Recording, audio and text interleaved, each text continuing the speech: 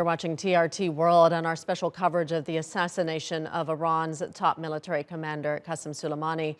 Today, Iran is a nation in mourning. The country's supreme leader, Ayatollah Ali Khamenei, is leading funeral prayers for Soleimani, who was killed in a U.S. airstrike on Friday. Hundreds of thousands of mourners have gathered for a funeral procession in Tehran. Soleimani's remains will lie in state at the Musalla Mosque. His body arrived in Iran on Sunday morning after his death in a U.S. airstrike in Baghdad on Friday. Mourners flooded the Iranian cities of Avaz and Mashhad to pay last respects. This is part of a multi-city funeral ceremony for Soleimani, who will be buried on Tuesday in his hometown of Kerman. And you are looking live right now in Tehran, where we can see huge crowds of people filling the streets as they come out to pay their respects and take part in the funeral procession. Let's get more on this from Abbas Aslani, who joined us now live in Tehran. We heard from Iran's supreme leader earlier leading funeral prayers. We also heard the daughter of Soleimani speak. Tell us more about what's taken place and what we can expect. Well, as it was expected in Iran, some days ago, this became one of the most attended funerals in the country as of the revolution in Iran. And I think this, as it was said, that this could spill into more anti-US sentiments in the country. We saw that some scenes that even symbolic execution of American President Donald Trump happened there. And this somehow indicates the popularity of Qasem Soleimani as a national icon, and it acted as a kind of rallying cry in the country and united the people. This will have some impacts in terms of Iranian foreign policy and giving a leverage for the government to on its stances against the United States. And one of the impacts it can have is that it gives the leverage to the Iranian government to respond to the assassination of Qasem Soleimani. And the Iranian government will surely have, let's say, more motivation to do that, because now it seems to be kind of national demand rather than what the only government may want. Mm-hmm. We're looking at live pictures there in Tehran, where we can see what looks like hundreds of thousands of people filling the streets. And we saw similar images in other parts of the country yesterday as the funeral procession took place in other cities.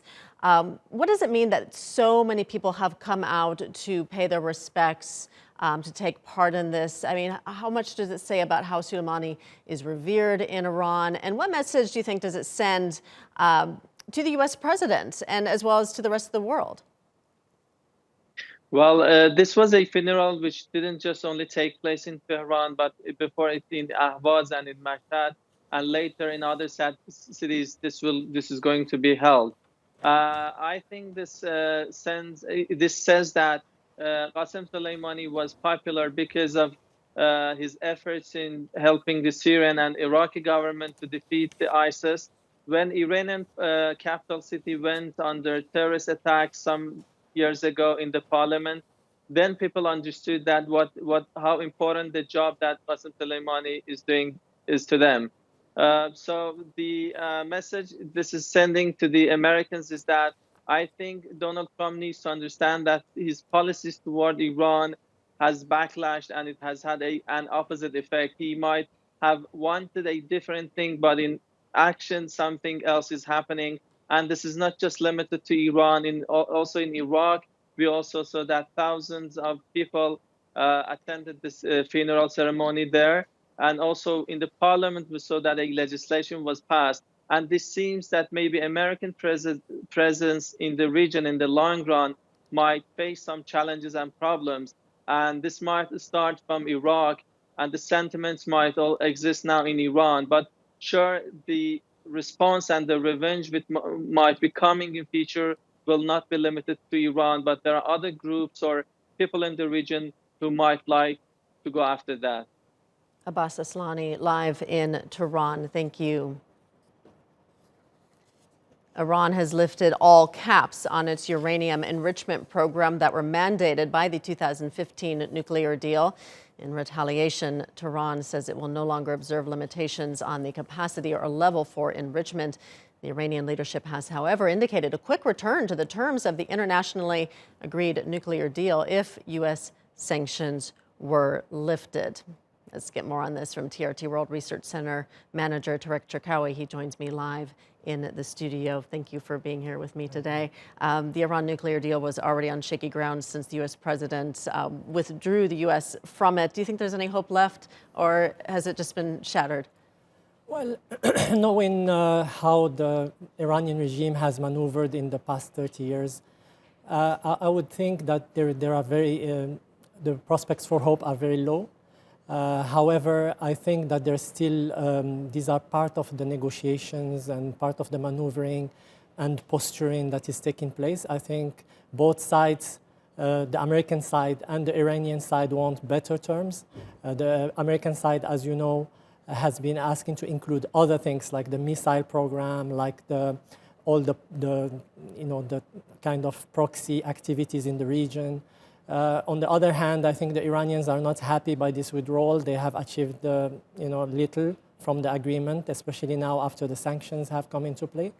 So both sides are maneuvering to find a common ground, but it's going to take a while and it's going to be very difficult to reach that moment. Certainly tensions are very high. It's only been 3 days since the assassination of Soleimani, and of course with the funeral taking place right now. But do you think diplomatic efforts to calm the situation can prevail? Well, I think that it's already underway. In the first hour, there was an attempt by the Swiss government. They sent a letter from the American side to the Iranian side. I think diplomatically also the Qatari side has been very active. The Minister of Foreign Affairs himself was in Tehran to discuss ways of appeasing the situation. So there are a lot of things happening, and this is only what has been announced in the media. We know for sure that there are other activities ongoing. The Iranian regime, let me just clarify, is not suicidal. They will not go for something that's going to make their power into question or face a kind of Baghdad moment in 2003. I don't think this is what they're looking for. And this is why, if you analyze the kind of reactions coming from Tehran, they have been very subdued so far. Yes, there's a lot of mourning, there are a lot of kind of popular activities, but nothing from the government that can be really hard rhetoric, so far. So, yeah, they have shown quite a bit of restraint these last few days. How precarious, though, of a position is the region in now, and also relations between the U.S. and Iran? I can't imagine that they could possibly be any worse, and as well as relations between the U.S. and Iraq. Well, I think it's a very important moment in history. I think both sides have managed to get like some bad times and good times. So bad times, of course, the 80s during the Iraq-Iran war, the Americans and the Iranians were on different sides. But I think after the war in Afghanistan 2001, war in Iraq 2003, both sides have cooperated in full, and both sides have managed to get fruits from this cooperation. So I think now the Trump administration has different aims and designs, and they are recalculating a little bit the benefits. But I don't think any of the two sides is willing to compromise everything for the sake of an unknown end to this kind of disagreement. So they will come to terms, but just how and when is the question. Yeah, and as you said, the ending is unknown. All right, TRT World Research Center, Tarek Cherkaoui, thank you for joining me today. TRT World correspondent Semir Sefcovic is on the streets of Tehran, and he's just sent us this report. I'm here in the capital of Tehran, where the people have gathered. Around 3 to 4 million people have gathered to pay their last respects to Qasem Soleimani. The roads were truly packed.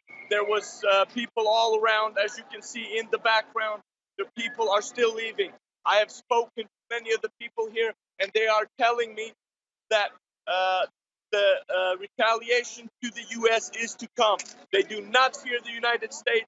With the threats coming from Donald Trump, Mike Pompeo, they are not willing to accept any threat from the United States, especially after the United States has decided to execute Qasem Soleimani.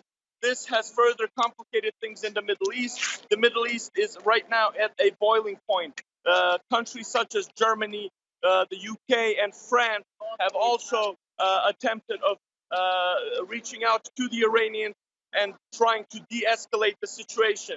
The situation on the ground here is as following. Iranians have told me under no circumstances should Iran give in to any demands by the US or by the European counterparts. As you can see, people are here very frustrated with what has happened. And I've heard screams from many people here calling upon death on America. They are very unsatisfied with what has happened, and that this is further complicating the situation in the Middle East. U.S. President Donald Trump has threatened sanctions against Baghdad hours after Iraq's parliament called on U.S. troops to leave the country. Trump also said there was no question of U.S. troops leaving Iraq unless Baghdad paid America for the U.S. airbase on its soil. Earlier in the day, Iraqi Prime Minister Adel Abdul Mahdi said his government was committed to revoking its request for assistance from the international coalition fighting Daesh in Iraq. والولايات المتحدة في ظل هذه الظروف. In light of recent developments, it's in the interests of both Iraq and the United States to end the mandate of American troops. We should work hard to maintain friendly relations between the countries. Iraq shouldn't be a battlefield or conflict zone, and this is something we have worked hard to achieve. Let's get more now from Youssef Ahmed, who joins me from Baghdad. Youssef, pressure from Iran prompted Iraq to move toward expelling U.S. forces from the country. How will that impact the region geopolitically? Good morning. The request by Parliament yesterday to push government work on withdrawal of all U.S.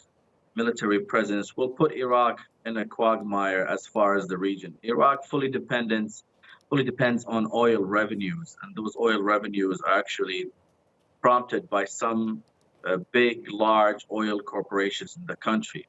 So the scene right now is very complicated. On one part, small portion or a third of the parliament pushed the government to start the request of withdrawal of the U.S. presence in Iraq. However, Iraq is made of other factions, Kurds and Sunnis, and they all rely on Baghdad's oil revenue for survival. Therefore, Iraq right now, the Iraqi government is really in a quagmire. The pro-Iranian parties rely somewhat economically on the Islamic State in Iran, and the government relies on local revenues. This will end up in some kind of a economic war, or perhaps things can escalate on the streets. The Iraqi government will try to maintain the economic sovereignty, at least, of the country, and factions on the ground will certainly push in a way or another for the Americans to leave the country. Okay, we're looking at live pictures right now in Tehran at that funeral procession. It appears to be the vehicle that's carrying the coffin of Soleimani, who was assassinated on Friday in a U.S. airstrike. Youssef, what's behind all this rising anger against Iran and in Iraq? This is not something new. The anger against the United States really perhaps started recently after the repeated airstrikes on PMF positions. No, don't forget, PMF is more than 130,000 soldiers strong, and those soldiers have their families and they have their political affiliation. So the anger is nothing new to the population of Iraq, but it really reached a tipping point after the assassination of Haj Abu Mahdi al-Muhandis, a very prominent figure in the PMF, and he participated in putting together several governments in the past 15 years, since 2003. You know, the United States foreign policy vis-a-vis Iraq is very transparent to the Iraqi public, and they read into it and they see the consequences of such policy, which made them really angry until the tipping point 3 days ago. Yusuf Ahmed live for us in Baghdad. Thank you. All right, let's get more on this from journalist Borzo Doragahi. He joins me now. He's the international correspondent for The Independent. Thank you for joining me again here on the program. The Iraqi parliament has voted to expel U.S. forces from the country, and Trump has come out since then and threatened sanctions, and also saying that if U.S. troops will leave the country, that Iraq will have to pay for the U.S. military base that's there. How could this escalate tensions in the region and impact the stability of Iraq? And how, I mean, what's the timeline here as well, as far as U.S. troops, if they were to leave Iraq? Well, I mean, first of all, Iraq has to take a bunch of steps in order to formally expel those troops. And Iraqi politicians understand that. They understand that their security situation is fragile. It's not just the trainers from the United States and countries like Denmark and other NATO members that are helping out. There's also equipment that they have, signals intelligence, that is helping track ISIS, that is now, the remnants of which are now in the mountains of northern Iraq and the deserts of western Iraq. So that's, that's going to take a bit of undoing to untangle that partnership, if in fact the Iraqis want to do that. And as for Trump's threats, I mean, this is kind of par for the course for him, isn't it? It's just very undiplomatic talk, very untactful. I think at this point, everyone takes what he says with a grain of salt. Everyone understands that there's people in the Pentagon and the so-called deep state of the United States that will try to undermine his more reckless moves. But still, as you can see with the Iran situation, his reckless moves are becoming more and more reckless and impactful. Right. Tensions are obviously still very high with the funeral underway right now for Soleimani in Tehran. Iran has taken the step in the last day to abandon all of its nuclear deal commitments. It's not really much of a surprise that they would take that step given what's happened. But they have shown some restraint in saying that if U.S. Does remove all sanctions, that it will return to its nuclear deal commitments. But how else might we see Iran respond once the funeral's over and once tensions start to ease? There's so many different ways they could respond because the U.S. has left itself under Trump so vulnerable in so many different places. They can, for example, secretly provide aid to a Latin American government that is opposing the United States, or a faction in that country. They can have a surrogate target a U.S. base or a Trump property somewhere in the world and make it not look like it was Iran but someone else. There's so many different things they can do, and I'm sure right now, given the deliberative process that the Iranian leadership uses to make these decisions, they're workshopping ideas on hitting the United States in a way that hurts Trump but doesn't rally the United States behind him, because the Iranians are very well aware of how divided America is. They're sympathetic to the so-called resistance in the United States. They're watching that very carefully, and they want to hurt Trump politically without galvanizing Americans around him. Right. Do you think that the U.S. president has underestimated Iran? I don't think he cares. I think that he has a very kind of political reptilian mind and instinct when it comes to these sorts of things. And he just wanted something to brandish to a few voters in Michigan, Wisconsin, and Pennsylvania as November elections approach. I got Qasem Soleimani. Yeah, Obama got Osama bin Laden, but I got Qasem Soleimani, and I'm going to go and I'm going to defend America, and it's all about America. And his voters don't care. Those people in a few counties in those swing states don't care about the security architecture of the Middle East. They don't care about our allies in the West. They're pro wrestling fans who want to see Trump triumph. Right. As we look at the images from the funeral that's taking place in Tehran, and we see these hundreds of thousands of people who have filled the streets, not just today, but yesterday in other parts of the country, and then on Saturday in Iraq, what message does that send to the world and to the U.S.? And do you think that the U.S. president will see that and listen? I don't think he will see it, and I don't think he cares. I think some of his advisors are probably alarmed, but some of them, they don't care either. What message it sends to the world is that it's already backfiring. This scheme of assassinating Qasem Soleimani as a way of putting pressure on Iran and weakening Iran is already backfiring. Because just a few months ago, a few weeks ago, in these same streets where these people are protesting in support of the regime and in support of Qasem Soleimani, you had anti-government protests. Iran was in such a fragile situation. In Baghdad, you had protests against Iran. In Beirut, you had protests against Iran. Now the momentum is switching in the other direction, thanks to this rather, according to most experts, ill-thought-out move by Donald Trump. All right, we'll leave it there. Borzo Doragahi joining me in the studio. Thank you so much. Thank you. Well, Turkey is a neighbor of both Iran and Iraq. Ankara's Foreign Minister Mevlut Çavuşoğlu has said the killing of Qasem Soleimani poses a serious risk to the peace and stability in the region. He added that Turkey will work with other countries to reduce tensions between Iran and the U.S. Our concern is that we don't want Iraq to become a conflict zone for certain countries. That's a serious risk, not only for Iraq, but also for our region. In addition, we're in close talks with Iraqi officials, and President Saleh has the same concerns. We discussed this during our telephone conversation. This vicious cycle of violence needs to be broken, and Turkey will do whatever it can to achieve this. Well, for more on Turkey's reaction to this rapidly developing story, our diplomatic correspondent Andrew Hopkins joins us live now from Ankara. Andrew, the Turkish foreign minister says the killing of top Iranian General Qasem Soleimani in that U.S. drone strike on Friday in Baghdad poses a serious risk to peace in the region. What more did he say?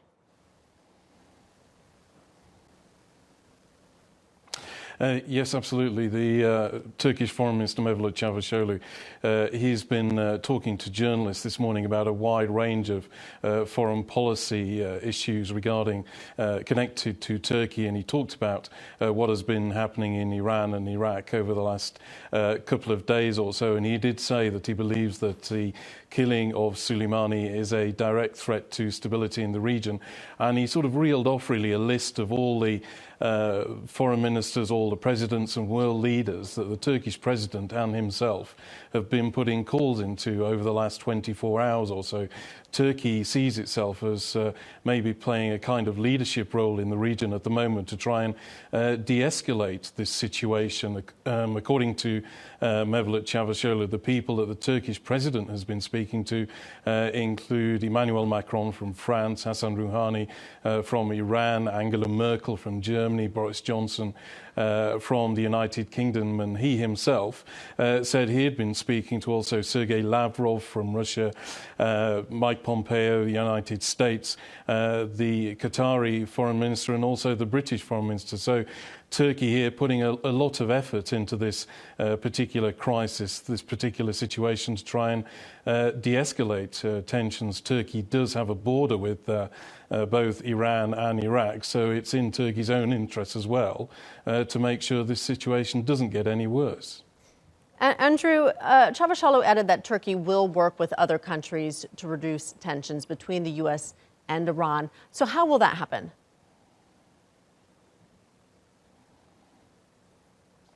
Well, I think we've just got an idea of how that's happening at the moment. All those phone calls that I just listed that the Turkish president and the Turkish foreign minister have been putting into all these world leaders to try and do something about this situation, try and stop tensions rising. But I think another important aspect of this as well is that Turkey has pretty close relations with Iran and also with the government, the central government in Iraq. It's had developed relations with Iran over the Astana process, the peace process that has been going on for some years between Iran, Russia and Turkey over what to do about the fighting in Syria. So it has quite a few channels open in this respect, and also Turkey close relations with the Iraqi government as well. They particularly became closer after a referendum a couple of years ago in the Kurdish north of the country, which both the central government and Turkey were against, and there are channels there which both sides can work on to try and diffuse tensions over this issue. All right, Andrew Hopkins live for us in Ankara. Andrew, thank you. All right, and you've been watching special coverage here on TRT World of the killing of top Iranian General Qasem Soleimani as his funeral is taking place right now in Tehran. In Iran, you're looking at live images of the large crowds that have come out to take part in that funeral procession and to pay their respects. Be sure to stay with TRT World throughout the day for continuing coverage, and the news continues right after this.